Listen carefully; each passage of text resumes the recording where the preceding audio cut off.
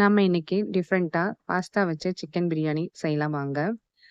Chicken 250 gram எடுத்துக்கோங்க. Salt, chilli, மஞ்சத்தூள் சேர்த்து இத வந்து மேரினேஷன் பண்ணிக்கோங்க 20 மினிட்ஸ்க்கு. நான் பாஸ்தா 400 கிராம்ஸ் போல எடுத்திருக்கேன். ஒரு குக்கர்ல 100 எம்எல் போல எண்ணெய் விட்டுக்கோங்க.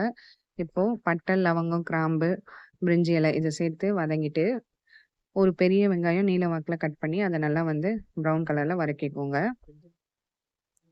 இஞ்சி பூண்டு பேஸ்ட்டு 1 ஸ்பூன் போல சேர்த்து பச்சை வாசனை போற அளவுக்கு வதக்கிக்கோங்க.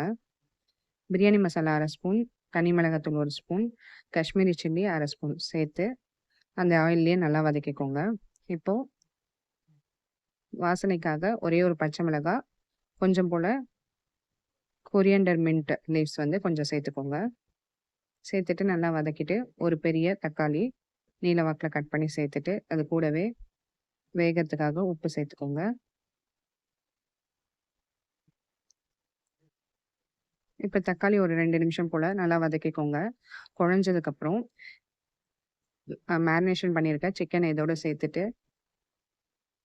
ஒரு 5 மினிட்ஸ்க்கு இது இந்த ஆயில்லயே குக் பண்ணீங்கன்னா, சிக்கன்லேருந்து ஆயில் வெளிய வரும்.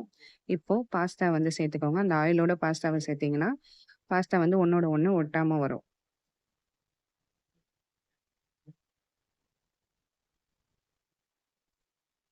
இதுக்கு 1 1/4 அளவு தண்ணி எடுத்து இதோட சேர்த்துட்டு, 3 விசில்ல குக் பண்ணி எடுத்தீங்கன்னா, சுவையான பாஸ்தா பிரியாணி ரெடி.